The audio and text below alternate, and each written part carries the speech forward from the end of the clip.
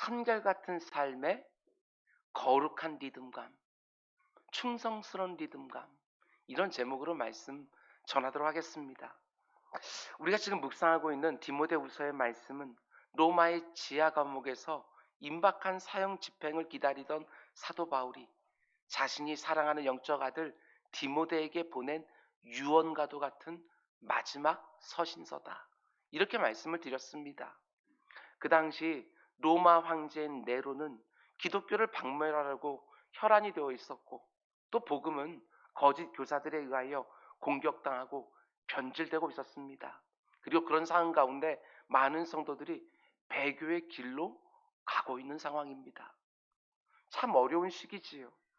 외부적으로 교회와 복음은 로마 제국에 의하여 극한 박해를 받고 있고, 내부적으로 거짓 교사들이 거짓 교훈으로 바른 교훈을 변질시키고 있는 것이지요. 그 가운데 성도들은 고난받는 것을 두려워하며 믿음을 떠나고 있는 겁니다. 그 모습을 보면서 지금까지 생명을 걸고 복음을 전하고 교회를 이곳저곳 세워왔던 사도 바울의 마음이 너무너무 힘이 든 것이지요. 당연하지 않겠습니까? 이렇게 어렵고 힘들 때일수록 교회와 성도들을 곁에서 꽉 하고 붙들어 주고 싶은데, 지금 자신도 로마 감옥에 갇혀서 아무것도 할 수가 없는 거예요. 그래서 바울이 어떻게 합니까? 자신의 뒤를 이어서 교회와 성도들을 지켜내야 되는 자신이 사랑하는 영적 아들 디모데에게 편지를 쓰는 것이지요. 그리고 편지 안에 따뜻한 격려, 동시에 강력한 경종의 메시지를 전달해야 될 필요성을 느끼면서 자신의 유언과도 같은 이 편지를 보내고 있는 것입니다. 내 사랑하는 아들 디모데야, 로마 제국의 박해에 절대로 굴복하지 마라. 거짓 교훈으로부터 반드시 복음을 지켜내라.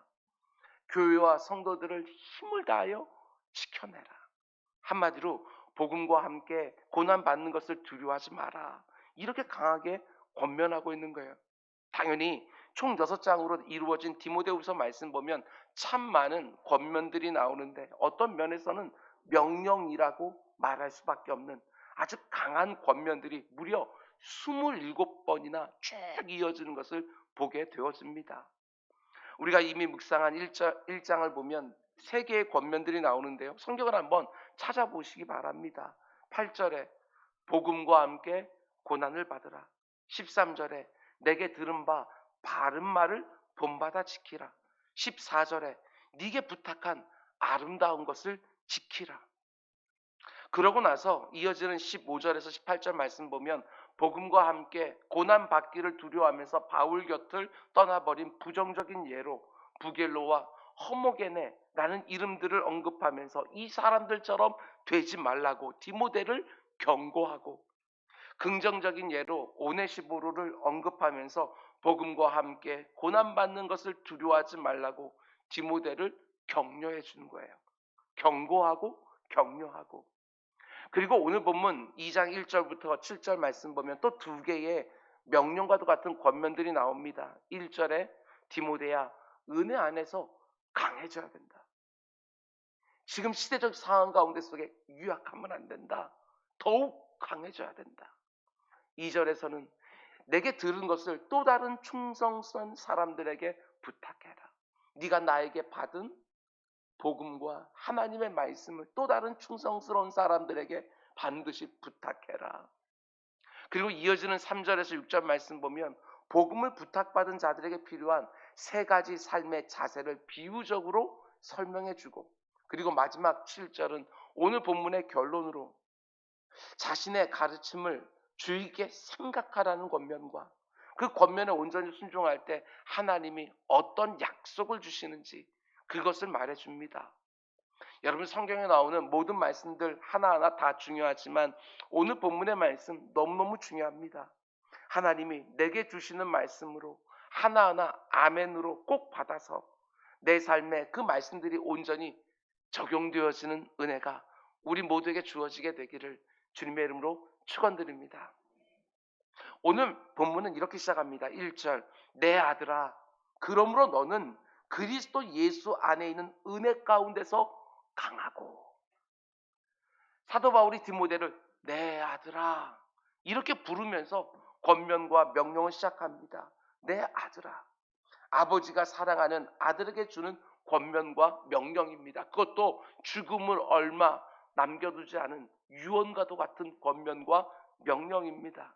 그래서 어떤 신학자는 디모데후서를 이렇게 평하기도 합니다.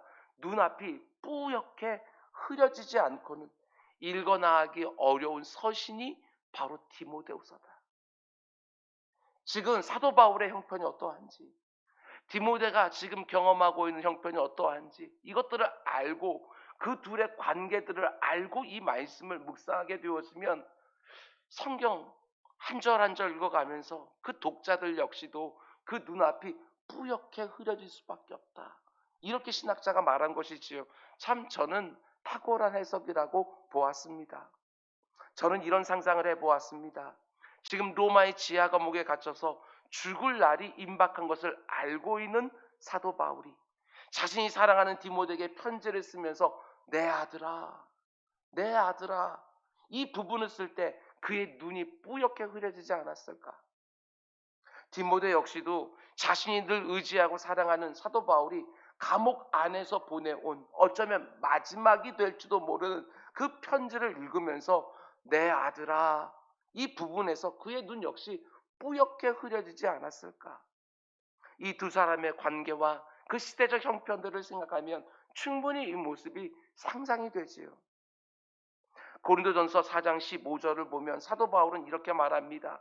그리스도 안에 1만 스승이 있으되 아버지는 많지 아니하니 그리스도 예수 안에서 내가 복음으로써 너희를 낳았습니다.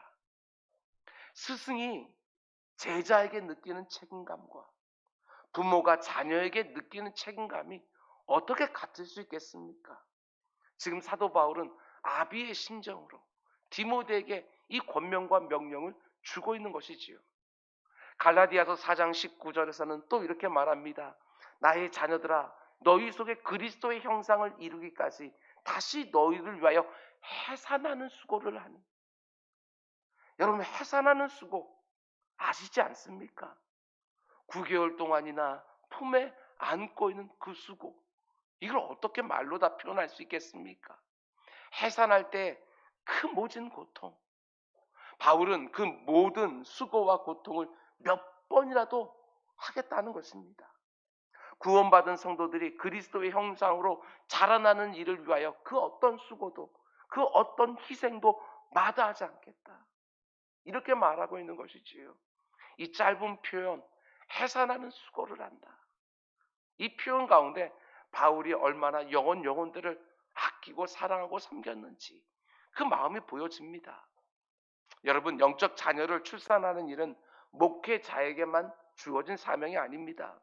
모든 성도들에게 주어진 절대적인 소명이라는 것을 잊지 마시기 바랍니다.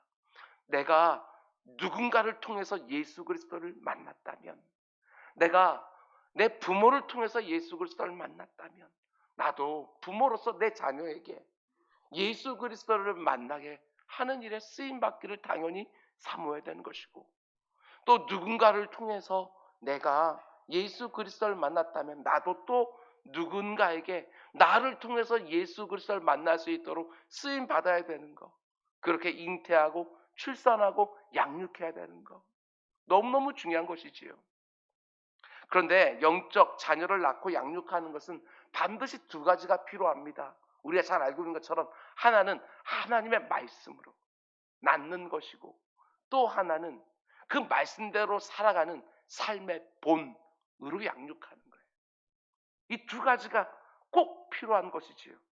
하나님의 말씀을 그 이제 막 태어난 그 10년 가운데 속에 계속해서 먹여야 되는 것이고 그 말씀대로 먼저 살아가는 나의 삶의 본. 이 두 가지가 반드시 필요한 거예요. 나는 옆으로 계속 걸으면서 자녀들에게는 똑바로 걸으라고 그렇게 말하는 엉터리 같은 바닷개 같은 그런 모습이 되어서는 절대로 안 되는 것이지요.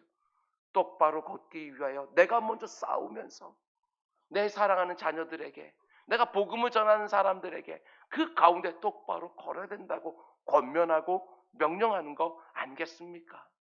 여러분, 생각하기만 하면 눈앞이 뿌옇게 흐려질 만큼 내가 말씀으로 낳고 본이 되어 양육하고 사랑하고 섬기는 영적 자녀 내게 있습니까?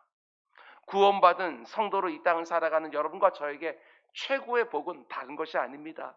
누군가에게 편지를 쓰면서 내 눈앞이 뿌옇게 될 만큼 사랑하는 영적 자녀들을 낳고 양육하는 것, 이게 바로 최고의 복이지요. 주님 앞에 갔을 때 가장 크게 칭찬받을 일이지요. 이 복을 풍성한 경험한 우리 모두가 다 될 수 있기를 주님의 이름으로 축원드립니다. 계속해서 1절 말씀 보면 사도 바울이 디모데에게 또 이렇게 말합니다. 그러므로 너는 그리스도 예수 안에 있는 은혜 가운데 강하고, 이렇게 말하지요. 이 말은 이렇게 풀어 말할 수 있습니다. 디모데야, 우리가 디모데 전서를 보지 않았습니까? 디모데야, 너의 연소함이나 병약함이나 수줍음 같은 너의 연약함에 더 이상 휘둘리지 마라. 네로 황제의 박해나 거짓 교사의 위협이라는 시대적 분위기에도 결코 좌절하지 마라. 성도들 가운데 속에 정말 믿음을 버리고 떠나는 사람이 있다 할지라도 눈 하나 깜짝하지 마라. 강하게 맞서고 강하게 저항해라. 바울이 지금 자신의 사랑하는 영적 아들을 확 하고 붙어주는 거예요. 은혜 가운데 강해라. 근데 그냥 강하라고 말하지 않습니다. 오직 무엇으로 강하라고 말합니까? 우리 주 예수 그리스도 안에 있는 은혜를 통해서만 강해질 수 있다. 이렇게 말하는 것이지요. 오직 하나님이 그리스도 예수를 통해서 은혜를 베풀어 주셔야만 우리 성도들은 강해지는 거라고. 분명히 아셔야 됩니다. 성도로 살아가는 여러분과 저는 내가 가진 기질이나 능력이나 소유로 강해지는 게 아닙니다. 우리에게 능력을 주시는 분은 오직 예수 그리스도이시고, 그 능력이 우리에게 부어지는 근거는 오직 그분의 은혜이지요. 사도 바울은 빌립보서 4장 13절에서 이렇게 말합니다. 내게 능력 주신 자 안에서 내가 모든 것을 할 수 있느니라. 내가 모든 것을 하실 수 있는 예수 그리스도 안에 있을 때에, 그분의 은혜가 내게로 흘러 들어올 때에 내 안에 있는 그 어떤 연약함도 문제가 안 되는 것이고, 내 밖에 있는 그 어떤 열악한 상황도 전혀 문제가 되지 않는 것입니다. 그게 바로 성도의 강함이라는 거예요. 그렇습니다. 이 세상이 말하는 방식으로 내가 어떤 사람이 되고 내가 어떤 것을 갖춰서 뭔가를 할 수 있는 강함이 아닙니다. 모든 것을 하실 수 있는 예수 그리스도 안에 내가 있다는 것을 분명히 믿을 때에, 아주 작은 일에도 흔들리던 내게 그분의 은혜가 흘러들어올 때에 모든 것을 할 수 있는 것이고 모든 것을 이길 수 있는 강함을 내가 덧입게 되어지는 거예요. 다릅니다. 이 세상이 말하는 강함과 성도의 강함은 완전히 다른 거예요. 이 세상 사람들은 내가 그 문제보다 더 강해져서 그 문제를 제압하기를 원하지만, 우리 인생살이가 어디 그렇습니까? 내가 가지고 있는 자질보다도 훨씬 더 능가하는 문제들이 인생에 계속해서 쏟아져 들어오는데, 그때마다 나의 한계들을 느끼고 그때마다 좌절하고 낙심하는 것이 아니라 그 어떤 것도 문제가 되지 않는 그분 안에 있을 때에, 그 모든 것을 능히 감당할 수 있는 은혜가 내게 흘러 들어올 때에, 그게 바로 성도의 강함이라는 거예요. 여러분과 저는 단 한 사람의 예외도 없이 오직 은혜로 구원을 받았고, 은혜로 거룩해지는 것이고, 은혜로 소명도 받았고, 은혜로 그 받은 소명도 감당하는 것입니다. 은혜로 그 사역을 감당할 때 그 사역은 짐이 되는 것이 아니라 기쁨이 되는 것이고, 은혜로 감당할 때 내가 영광을 취하는 것이 아니라 내게 그 모든 것을 감당할 은혜를 허락해 주신 하나님께만 영광을 돌릴 수 있게 되는 거예요. 그래서 우리 모든 믿음의 선배들은 오직 믿음, 이렇게 말했던 것이지요. 구원받은 성도의 진실한 삶은 은혜가 아니면 도무지 가능하지 않습니다. 여러분과 저의 삶이 오직 은혜로만 설명될 수 있는 삶이 꼭 되기를, 여러분과 제가 섬기고 있는 우리 교회가 하나님의 은혜만 밝히 드러나는 은혜의 전시장이 될 수 있기를 주님의 이름으로 축원을 드립니다. 이어지는 2절 말씀 보면 우리가 오직 하나님의 은혜로 반드시 강해져야 되는 이유 중에 하나를 사도 바울이 곧바로 말하기 시작합니다. 또 네가 많은 증인 앞에서 내게 들은 말을 충성된 사람들에게 부탁하라. 그들이 또 다른 사람들을 가르칠 수 있으리라. 이 일을 하기 위해서 강해져야 된다는 거예요. 네로 황제가 기독교를 멸절시키려고 하는 그 가운데 속에서 네가 나에게 받은 그 복음, 그 하나님의 말씀을 또 다른 충성스러운 사람들, 고난도 두려워하지 않고 복음을 받기를 원하는 그 사람들에게 부탁하라고. 부탁하면서 기독교가 박멸이 되어지는 것이 아니라 땅끝까지 흘러갈 수 있도록. 이 복음은 부활하신 예수님이 바울에게 친히 부탁하신 것이고, 순교를 목전에 두고 있는 사도 바울이 자신이 사랑한 디모데에게 부탁한 것이고, 그리고 디모데를 통해서 또 다른 충성된 사람들에게 부탁해야 되는 복음이지요. 부탁하고 그러면서 계속해서 복음이 이리저리 움직이면서 구원의 역사, 은혜의 역사, 소명과 사명의 역사를 일으키는 거예요. 복음이 흥왕하면서 영혼들을 살려내는 것이지요. 부탁하면서. 여러분, 예수님이 바울에게 부탁하고 바울이 디모데에게 부탁하고 있는 이 복음은 이 땅에 있는 교회들과 이 땅을 사는 성도들에게 맡겨진 가장 귀한 보물입니다. 보물. 너무나 값진 보물을 예수님께서 여러분과 저와 같은 엉터리들에게 부탁해 놓으셨어요. 천사들에게 부탁한 게 아니라 여러분과 저와 같은 엉터리들에게 그 귀한 복음을 우리에게 부탁하신 거예요. 얘들아, 너희는 가서 모든 민족을 제자로 삼아 아버지와 아들과 성령의 이름으로 세례를 베풀고 내가 너희에게 분부한 모든 것을 가르쳐 지키게 하라. 땅끝까지 이르러 내 증인이 되라. 이 시간 우리 주님이 오늘 본문으로 우리 한 사람 한 사람에게 물으시는 것이지요. 아무개야, 내가 너한테 부탁한 복음, 너 또 누구에게 부탁하고 있냐? 물으시는 거예요. 너 하나 그 가지고 있으라고 내가 그 복음 맡겨놓은 것이 아니라 너를 통해서 또 누군가가 그 복음을 부탁받을 수 있도록 네게 맡겨놓았는데 너 얼마나 열심히, 얼마나 힘을 다해 그 복음을 누군가에게 부탁하고 있냐? 이렇게 좀 묻고 계시는 거예요. 내가 아는 지인이 여행 가면서 강아지나 고양이를 부탁해도요, 그거 정말 신경 써서 아무 일 생기지 않도록 잘 지켰다가 돌려주는데 우리 주님이 부탁했어요. 그 복음을 네가 만나는 사람이 누구든지 잘 전해주라고 부탁하시는 거예요. 그 부탁이 얼마나 엄중한지 The Great Commission, 대위명, 이렇게까지 붙여놓은 거예요.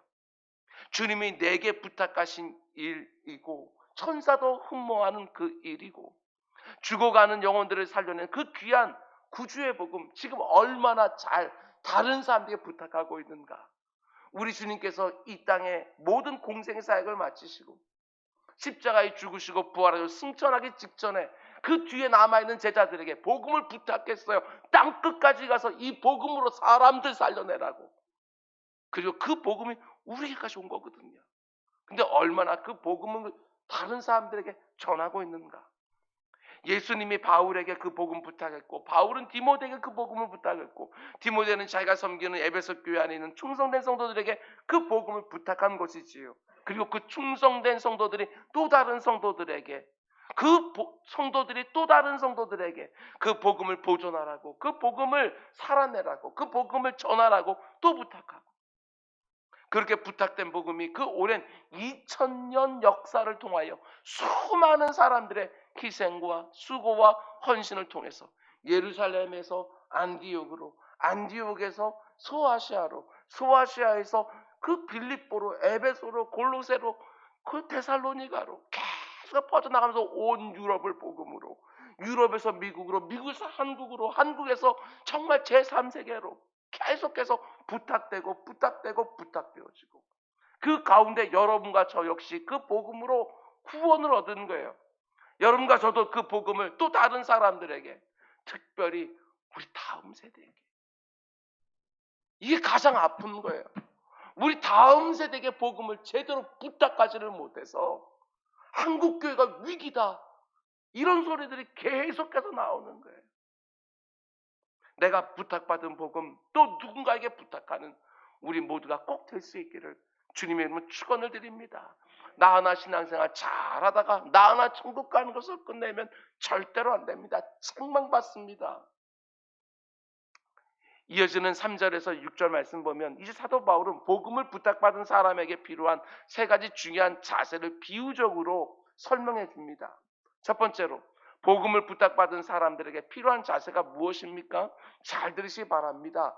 좋은 병사의 자세입니다. 좋은 병사의 자세. 3절과 4절 말씀 우리 함께 읽겠습니다. 시작.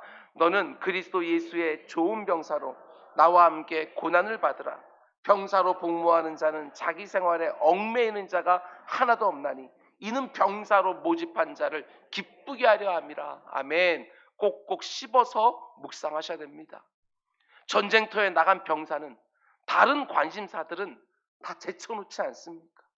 전쟁에서 이기는데, 전쟁터에서 살아남는데 다 초점을 맞춥니다.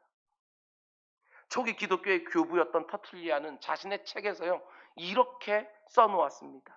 사치품을 휘감고 전쟁터에 나오는 병사는 아무도 없고 편안한 침실에서 자고 나와서 전투를 개시하는 병사도 하나 없다. 그들은 단단하고 거칠고 춥고 습한 임시 텐트에 나와 전투를 한다. 그리스도의 군사로 우리는 살아간다고, 영적 싸움을 하는 군사라고 말하면서 우리는 너무 다른 관심사들, 거기에 집중할 때가 얼마나 많은지, 사춘법을 충충 감고 살아야 제대로 사는 것처럼 그 가운데 편안하고 안락한 삶만 살기를 원하는, 아니라는 거예요. 그리스도의 좋은 병사로 이 땅을 살아야 된다, 이렇게 말하는 것입니다. 특별히 사도 바울은 전쟁터에 나온 병사에게 금지된 것이 있다, 이렇게 말하지요. 4절 말씀 보십시오. 병사로 복무하는 자는 자기 생활에 얽매이는 자가 하나도 없다.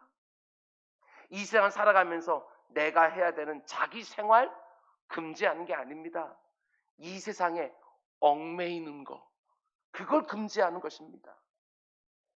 여기서 얽매인다라는 이 번역된 이 헬라어를 좀 유심히 살펴볼 필요가 있습니다. 엠플레코라는 단어를 쓰고 있는데요, 신약 성경에 딱 2번밖에 안 나오는 단어예요. 오늘 본문에 한 번 등장하고 또 어디에 나오느냐? 베드로후서 2장 20절에 등장합니다. 제가 읽어드립니다. 만일 그들이 우리 주 대신 구주 예수 그리스도를 알므로 세상의 더러움을 피한 후에 다시 그 중에 얽매이고 지면 그 나중 형편이 처음보다 더 심합니다.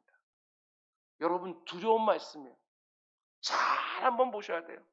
내가 예수 그리스도를 나의 구주로 영접하고 구원받은 이후에 경건한 삶을 살다가 다시 이 세상에 얽매이기 시작하고 이 세상 유혹에 지기 시작하면 예수를 믿기 전보다 더 심한 형태가 된다.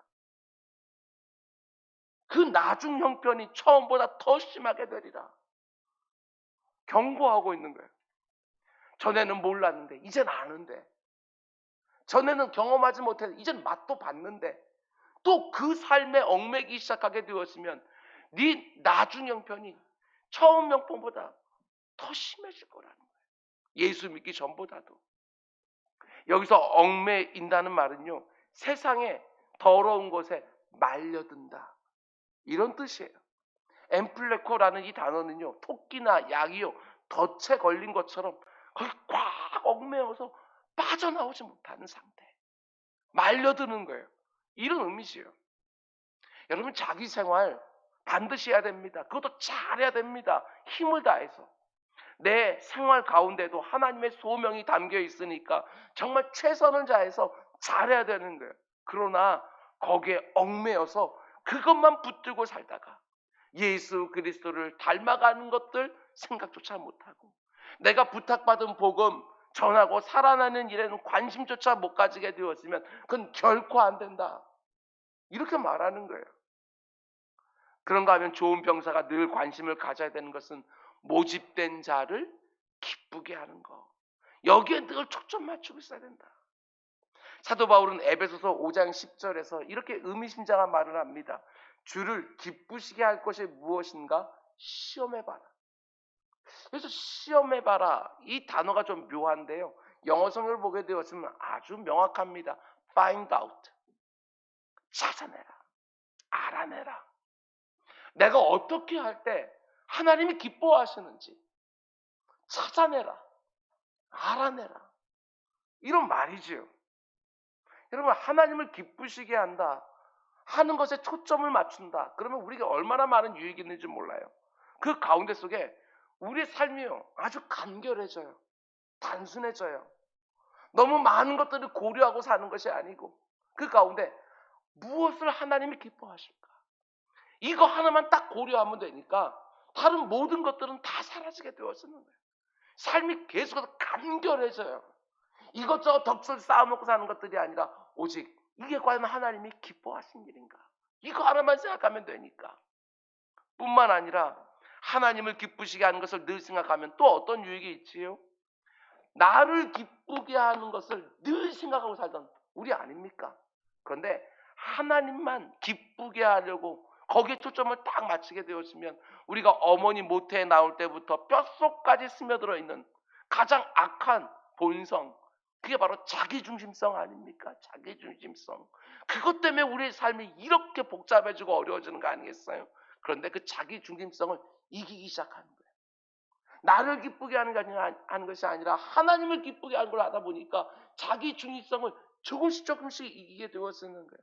뿐만 아니라 모든 율법의 요구들도 점점 충족시키기 시작하는 것이지요.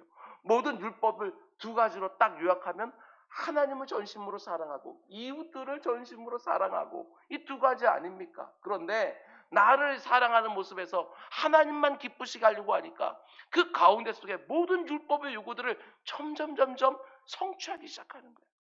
그럴 때 우리는요 하나님을 기쁘시게 하는 것 가운데 속에 내가 기쁘게 되어서 하나님만 기쁘시면 되지 이렇게 생각하고 모든 것들을 했는데 내 심령도 너무너무 기쁘게 되어지는 이 기쁨을 늘 맛보며 살 수 있도록 이게 과연 하나님이 기뻐하시는가, 여기에 모든 관심과 초점을 두고 살아가는 우리 모두가 꼭 될 수 있기를 주님의 이름으로 축원을 드립니다. 두 번째로 복음을 부탁받은 사람들에게 필요한 자세는 좋은 경주자의 자세다 이렇게 말을 합니다. 5절 말씀도 우리 함께 읽겠습니다. 경계하는 자가 법대로 경계하지 아니하면 승리자의 관을 얻지 못할 것이며, 모든 경계에는 참만 룰들이 있지 않습니까? 룰을 지키지 않으면 아무리 가장 먼저 들어오고 아무리 많은 점수를 내도요 실격입니다. 그래서 좋은 경주자는 법대로 하는 것이지요. 여기서 법대로라는 말은 율법대로 이런 말입니다. 하나님이 하라는 것 하고 하지 말라는 것 하지 않고, 이게 바로 우리 성도들에게 주어진 룰인 거예요. 좋은 선수는 법대로 경계하는 것이고 좋은 성도는 법대로 하나님 말씀대로 살아가는 것이고, 물론 우리는 법을 다 지켜서 구원을 얻을 수는 없지요. 우리 잘 아는 것처럼 하나님 주신 모든 율법의 요구를 완벽하게 충족시킬 수 있는 사람들은 아무도 없어요. 겉으로 보이는 것만이 아니라 내 마음 중심까지도 하나님 마음에 쏙 들게 그 율법 하나하나를 지킬 수 있는 사람은 하나도 없는 것이지요. 악한 죄성을 가진 인생은 결코 내가 이 모든 율법을 다 지킨 의로, 자기 의로 구원을 얻을 수가 없고, 율법의 요구를 내 대신 다 이루신 예수 그리스도의 의를 덧입어야만 그 가운데 속에 하나님 앞에 네가 의롭다 인정받을 수 있다. 이것을요 가르쳐 주는 것이 바로 율법이에요. 율법은 다 지키라고 우리에게 주어진 것이 아니라 그 율법대로 네가 다 할 수 없다는 것을 깨닫게 해주기 위해서 우리들에게 율법을 주시는 거예요. 아무리 이 말씀대로 살려고 해도 사라지지 않는 내 모습 보면서 우리가 결국 어디로 달려가게 되어져요? 내 대신 모든 율법의 의를 이루신 예수 그리스도의 십자가 앞으로 달려가게 되어지는 거예요. 나의 무능력함, 무기력함, 나의 전적 타락과 부패를 온전히 하나님 앞에 고백하면서 그분이 이루신 의를 덧입기를 사모하며 그 십자가 바로 나를 위한 십자가라는 것을 고백하는 자에게 하나님께서는 네가 의로워졌다 이렇게 말씀해 주는 것이지요. 한마디로 율법은 뭐가 죄인지 죄에 대한 지식을 우리가 가르쳐 주는 거예요. 하나님이 이것을 하라고 했고 하지 말라고 했으니까 우리가 무엇을 할 때 죄가 되어지는지 그것을 우리에게 가르쳐주는 그 역할하는 것이 바로 율법이에요.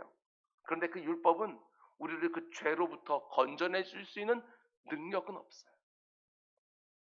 근데 성경을 보면 우리를 좀 오해하게 되는 표현들이 있어요. 갈라디아서 같은 곳을 보면 그리스도인들은 율법에서 자유한 사람들이다 하면서 율법 폐기론자들이 나와요.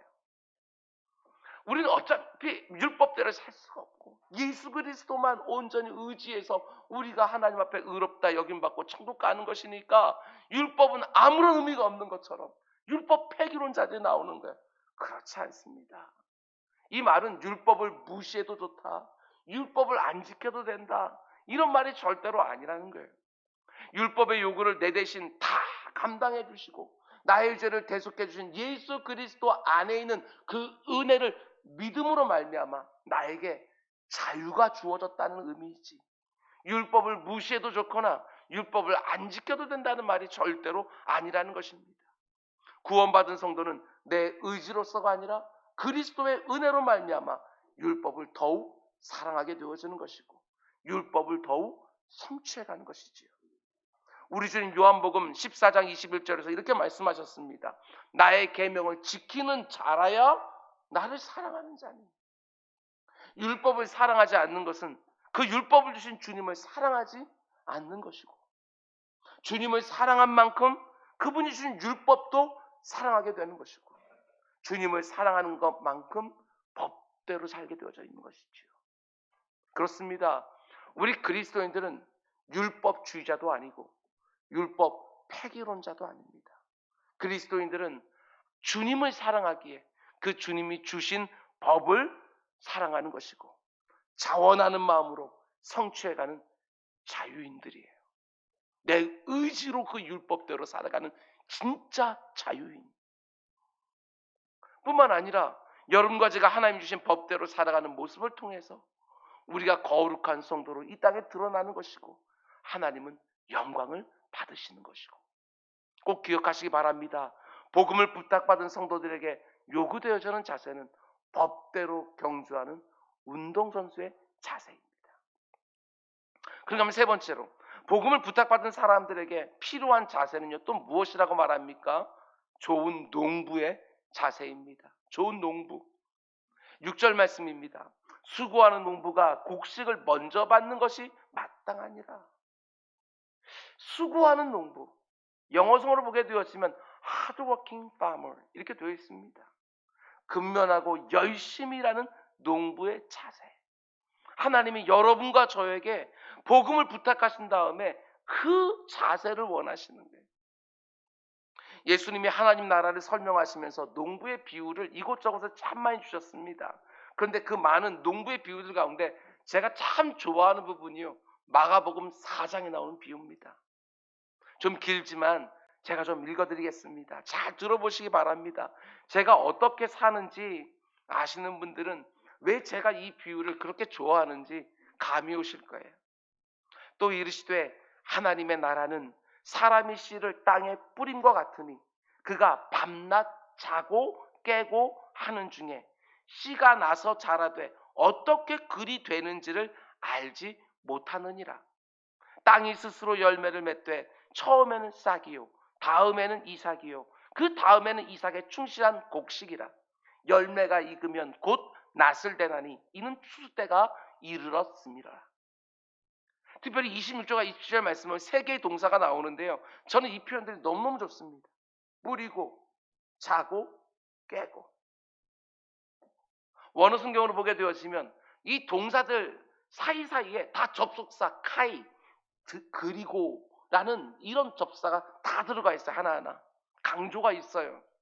뿌리고 그리고 자고 그리고 깨고, 또 뿌리고 그리고 자고 그리고 깨고, 계속 반복되어지는 어떤 리듬감이 있어요. 이 안에 리듬감. 그치요? 농부에게 이보다 더 중요한 리듬이 없어요. 뿌리고 그리고 자고 그리고 깨고, 그리고 또 뿌리고 그리고 또 자고 그리고 또 깨고, 계속해서 반복되어지는 이 리듬감의 연장선에서 추수의 때가 와요. 추수의 때가. 내 삶에 어떤 일이 있다 할지라도, 내 주변에 어떤 일이 생긴다 할지라도 정말 한결같은 믿음을 가지고 모든 수고를 다하면 어떻게 되지요? 전 이 표현이 기가 막혔어요. 나는 어떻게 그리 되는지 알지 못해도 싹에서 이삭으로, 이삭에서 곡식으로, 그리고 낫을 들고 추수하는 때가 이르게 되어진다. 하나님이 나를 보내신 일터에서도 이 거룩한 믿음감 절대 놓치면 안 됩니다. 아침에 일어나서 기도하고, 그리고 일터에 가서 열심히 일하고, 그리고 집에 와서 하루를 놓고 하나님께 감사하고 맡겨드리고 평안 중에 자고, 그리고 아침에 또 깨고 하루 일과를 놓고 또 기도하고, 그리고 또 일하고, 그리고 또 하나님께 맡겨드리고, 그리고 그 가운데 속에 하나님을 기대하고 소망하면서 평안 중에 또 자고, 그러다 보면 나는 어떻게 그리 되는지는 몰라도 지금까지 먹고 산 거예요. 이게 얼마나 신비한지 모르겠어요. 정말 나는 어찌 되는지 모르겠는데 싹에서 이삭으로, 이삭에서 곡식으로, 그리고 낫을 들고 추수할 때가 와요. 이게 낫이 아니할까? 눈물을 흘리면서 씨를 뿌릴지라도 기쁨으로 단을 반드시 거둘 것을 믿고 이 거룩한 믿음감을 가지고 하루하루를 살아가는 것이지요. 자녀를 양육하는 것도 마찬가지입니다. 하나님의 말씀으로 계속해서 뿌리는 거예요. 그리고 또 자고, 그리고 또 깨고, 또 말씀, 이런저런 상황 가운데 또 뿌리고, 또 자고, 또 깨고. 그러면 어찌 그리 되는지 몰라도 어느 순간에 보면 말씀 위에 서 있는 근사한 그리스도인이 되어 있는 거예요. 저는 이거 분명히 믿어요. 제가 목회하는 것도 똑같습니다. 거룩한 믿음감, 이거 놓치지 않으려고 애를 쓰는 거예요. 여기서 여러분, 매일매일이 반복되지 않습니까? 농부의 삶은 흥미진진하지 않아요. 경기장에서 달리는 사람은 수고의 대가로 사람들의 환호를 받기도 하지만 농부의 삶에는 환호도 없어요. 좋은 농부는 그저 수고하는 농부예요. 수고하는 농부. 여기서 수고한다 라는 동사는 헬라어로 언젠가도 말씀드렸지만 코피아오라는 단어예요. 저는 이 단어를 생각할 때마다 웃음이 나요. 코피아오. 얼마나 열심히 수고했으면 코피까지 났을까. 여기서 코피아오라는 단어는요, 기진맥진할 정도로 열심히 하는 매우 헌신적인 노력, 이게 코피아오라는 단어예요. 기진맥진할 정도로 열심히 하는 매우 헌신적인 노력. 생각해 보셔야 됩니다. 나는 언제, 나는 무엇을 위하여, 어떤 일을 위해 이렇게 코피날 정도로 수고하고 노력해 봤는가. 여러분, 돈 버는 일에만 코피 흘리면 안 됩니다. 다른 사람들에게 인정받는 일에만 코피 흘리면 안 됩니다. 그런 일 하다가 기진맥진하여 늘 지쳐 쓰러지면 안 되는 것이지요. 우리가 정말 코피 날 정도로 헌신적으로 수고해야 되는 것은 크게 두 가지. 하나는 내 사랑하는 주님 닮아가는 일에 기진맥진할 정도로 수고해야 되는 것이고, 또 하나, 그 사랑하는 주님 내 안에만 담아놓고 사는 것이 아니라 누군가의 삶에도 담아주기 위하여 그 일을 하는데 기진맥진하면서 하는 거예요. 수고하는 농부의 자세, 목회하는 저에게 얼마나 도전이 되는지 모릅니다. 여러분이 잘 아시는 것처럼 저는 강해 설교자입니다. 지금도 주일에는 디모데후서 말씀을 강의하고 있고, 새벽에는 사무엘하 말씀을 강의하고 있고, 이제 곧 시작되어지는 특별 새벽 기도회는 요한복음을 강의하려고 합니다. 저는 지금까지 담임목회 17년 하면서 어떤 방법에 따라, 어떤 근사하고 어떤 유행하는 프로그램에 따라 목회하지는 않았습니다. 저는 더욱 수고하는 농부가 되어서 하나님의 말씀을 뿌리고 자고 깨고 또 뿌리고 그리고 자고 그리고 깨고 하면서 17년 왔습니다. 뭔가 하나님께서 주신 반짝반짝하는 은사가 없어서 그저 강단 위에서 말씀 그냥 전하기 위하여 사무실에서 말씀 묵상하고 그 말씀 제대로 전하려고 애를 썼습니다. 정말 제가 연소한 그런 그냥 목사 안수 딱 받았을 때에는 하나님의 말씀에 뭔가를 많이 쳐야 되는 줄 알았습니다. 농약도 치고 비료도 주고 그래야 설교가 제대로 되는 것처럼 성도들이 은혜를 받는 것처럼 생각을 했습니다. 예화도 비유도 간증도 듬뿍듬뿍 담아야 설교가 효력 있을 것처럼 생각을 했습니다.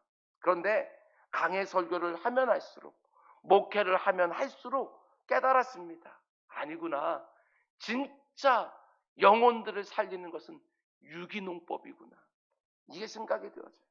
아무것도 치지 아니하고 말씀 그대로 뿌리는 거. 그게 진짜 영혼들을 참되게 하는구나. 그거 하나 깨달아지는 거예요. 강단에 선포되어지는 말씀들을 통해서 말씀을 전하는 저나 회중석에 앉아서 그 말씀을 듣는 여러분들이나 우리의 악한 본성이 깨뜨려지고 고집스러운 죄성이 깨뜨려지고 상한 마음에 위로가 임하고 묶인 마음에 자유케 되어지는 은혜가 우리 모두에게 임하게 되기를 주님의 이름으로 축원드립니다. 오늘 본문의 마지막 7절 말씀은 명령과 약속의 말씀이에요. 함께 읽겠습니다. 7절 시작. 내가 말하는 것을 생각해 보라. 주께서 범사에 내게 총명을 주시리라. 아멘. 여러분 말씀을 뿌리지 않습니까? 그때 생각해 봐라. 명령이고요. 주께서 총명을 주시리라. 약속이에요. 하나님의 말씀을 내가 받았습니까? 그때 내가 깊이 생각할 때 하나님이 범사에 총명을 주시리라. 신앙생활에서요, 생각이라는 것이 얼마나 중요한지 모릅니다. 하나님이 주시는 말씀을 주의 깊게 듣고 마음에 적용하는 것, 그게 바로 생각하는 것입니다. 그런데 내가 그 말씀을 주의 깊게 듣고 마음에 적용하려고 생각하는 것으로 충분하지는 않아요. 하나님이 내게 총명을 더해 주셔야 하나님의 말씀이 온전히 깨달아지는 것이지요. 나의 치열한 생각과 묵상과 그리고 하나님이 주시는 총명, 하나님의 깊은 것도 통달하시는 성령 하나님께 주시는 총명이 결합되어질 때 하나님의 말씀이 효력 있게 역사하기 시작하는 거예요. 하나님의 말씀 앞에 설 때마다 꼭 기억하시기 바랍니다. 매일매일 그리고 주일마다 주어진 성경 본문의 문맥과 구조와 핵심 단어와 핵심 주제, 이런 것들을 하나님이 주신 이성과 지식과 경험을 가지고 자세히 관찰하면서 생각하셔야 됩니다. 그러면 전에 안 보이던 것들이 보이기 시작하지요. 그리고 거기에 하나님이 우리의 지각을 성령의 총명으로 열어주시면 하나님이 어떤 의도를 가지시고 그 말씀을 오늘 내게 주셨는지 보이기 시작하는 것이고, 지금 내가 처한 형편에 적시성 딱 맞게 그 말씀을 가지고 나에게 음성을 주신 하나님을 만나게 되었었는데 바르게 적용되기 시작하는 것이지요. 여러분, 저는 농부로서 여러분에게 하나님의 말씀 뿌리는 일을 하나님이 허락하는 시간 동안 정말 진지하게 할 것입니다. 회중석에 앉아있는 여러분들은 반드시 그 말씀 붙들고 깊이 생각하면서 하나님이 내게 부어주신 총명에 의지하여 그 말씀을 지금 내 삶의 형편 가운데 적용하시기 바랍니다. 왜 일이 중요합니까? 깨달음으로 이어지지 않는 지식을 가지고 삶이 변하겠습니까? 깨달아지지도 않는데 그것이 무슨 삶의 변화를 일으키겠습니까? 말씀을 듣고 나서도 감정의 변화조차 안 일어나는 사람들이 얼마나 많은지 모릅니다. 그런데 감정의 변화가 하나님 말씀이 목표로 하는 게 아닙니다. 내 지성의 변화, 인격의 변화, 삶의 변화, 그것들을 하나님 말씀이 목표를 하고 있는 거예요. 깊이 생각하는 가운데 하늘로부터 주어지는 총명이 결합되어서 하나님을 아는 지식이 더욱 깊어지고 주님을 닮은 인격과 삶이 더 풍성하게 드러나는 은혜가 우리 모두에게 주어지기를 주님의 이름으로 축원드립니다. 말씀 맺겠습니다. 여러분, 저는 오늘 본문을 묵상하면서 이제 11월 달 되면 제가 담임 목사로 위임한 지 17년이 딱 되는 해입니다. 만으로 17년 동안 담임 목사로서 강단을 어떻게 섬겼는지 오늘 말씀을 비추어서 돌아보았습니다. 제가 정말 전투에 임하는 병사처럼 집중했는가? 경주에 임하는 운동선수처럼 스스로를 연단하고 훈련했는가? 추수를 위해 수고하는 농부처럼 정말 헌신했는가?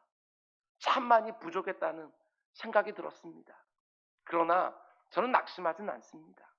예수 그리스도 안에 있는 은혜로 저는 매 순간 강건해지기를 원하며 기도할 것이고, 이 세상 그 어떤 보석보다도 귀한 복음을 여러분 한 분 한 분에게 부탁하는 일을 절대로 멈추지 않을 것입니다.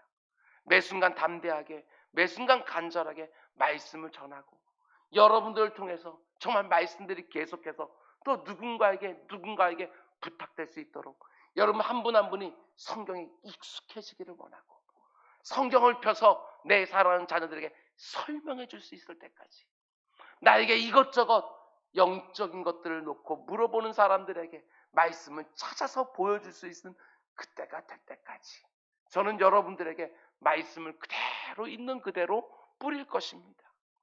무엇보다도 이 자리에는 여러분 모두가 모집한 자를 기쁘시게 하는 병사가 될 때까지, 마침내 면류관을 얻는 경주자가 될 때까지, 때가 되어서 많은 곡식을 추수하는 농부가 될 때까지 하나님께 쓰임받게 해달라고 저는 기도할 것입니다.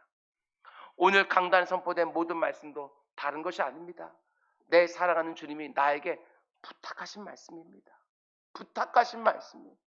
그 부탁받은 말씀을 가지고 내 사랑하는 자녀에게 또 부탁하십시오.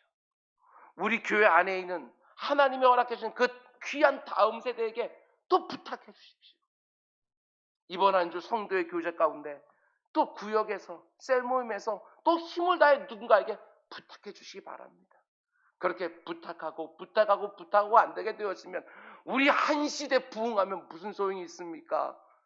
부탁이 되지 않으면 이 한 시대 잠깐 몇십 년 반짝하다 사라지는 거 아니겠습니까? 그렇게 부탁받은 사람들이 또 누군가에게 그 말씀을 부탁하고, 그 사람들이 또 누군가에게 그 말씀 부탁하면서 온 열방에 하나님의 말씀이 생명을 살려내는 역사, 우리가 살아있는 가운데 속에서도 그거 경험하게 되어진 은혜가 꼭 주어지기를 주님의 이름으로 축원을 드립니다. 우리 기도하겠습니다.